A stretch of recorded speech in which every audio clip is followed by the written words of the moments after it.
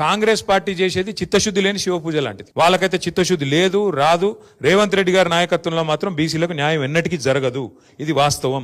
ఎవరు అవునన్నా కాదన్నా మీకు కూడా తెలుసు, మాకు కూడా తెలుసు. సరే, మీరు కెమెరాల ముంగట చెప్పలేకపోవచ్చు, మేము చెప్పగలుగుతాం, మేము చెప్తాం. అయితే మీతో ప్రార్థన ఏంది అంటే, మీ అందరితో కూడా, మీరు ఎట్లయితే ఇవాళ మమ్మల్ని వచ్చి కలిసి మా మద్దతు కూడగొట్టే ప్రయత్నం చేస్తున్నారో, ముమ్మాటికి శాసనసభలో ఎట్లయితే మద్దతు చెప్పినామో, 10 ఏళ్లు ప్రభుత్వంలో ఉన్నప్పుడు కేసీఆర్ గారి నాయకత్వంలో ఎట్లయితే బలహీన వర్గాల సంక్షేమం కోసం చిత్తశుద్ధితో ప్రయత్నం చేసినామో, కాంగ్రెస్ పార్టీ యొక్క మెడలు వంచేదాకా, బలహీన వర్గాలకు వాళ్ళు ఇచ్చిన ప్రతి మాట నిలబెట్టుకునేదాకా 1,00,000 కోట్లు ఇస్తామని చెప్పినారు 5 ఏళ్లలో. 2 ఏళ్ళు అయిపోయింది, 12,000 కోట్లు దాటలేదు. ఆ 12,000లో కూడా ఖర్చు చూస్తే మీరు లెక్క తీయండి దయచేసి, పెద్దలు ఉన్నారు, నాకు తెలిసి 8,000 కోట్లు కూడా దాటలేదు. 8,000 కోట్లు ఇప్పటికీ కూడా ఫీజు రీయింబర్స్మెంట్ బకాయిలు ఉన్నాయి. బలహీన వర్గాలకే సింహభాగం అందులో వస్తాయి.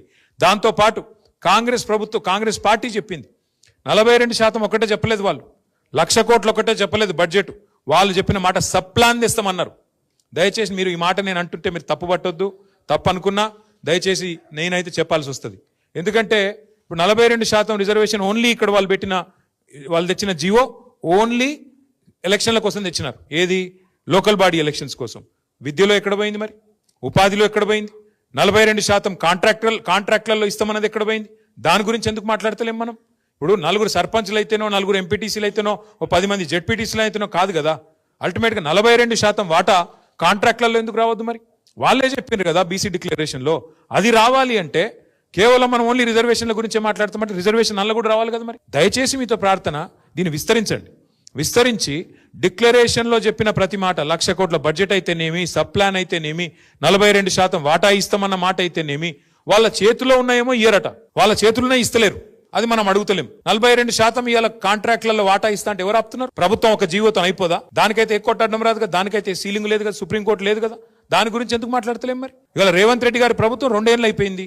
42% వాటా కాంట్రాక్ట్లలో బలహీన వర్గాలకు ఇస్తే ఎంతమంది బాగుపడతారు? 42% వాటా ఉపాధిలో ఇస్తే, విద్యలో ఇస్తే ఎంతమందికి లాభం జరుగుతుంది? కేవలం పొలిటికల్ రిజర్వేషన్ ఒకటే కావాలా? మిగతాయి వద్దా? పొలిటికల్ రిజర్వేషన్ కూడా కావాలి, మిగతాయి కూడా కావాలి. ఆ మిగతాయి కూడా మాట్లాడాలి. 1,00,000 కోట్ల బడ్జెట్ వచ్చేదాకా కొట్లాడాలి. దానికి బీఆర్ఎస్ పార్టీ మీ బంధుకు సంపూర్ణంగా నైతిక మద్దతుగా మేము నిలబడతాం, మీతో ఉంటాం.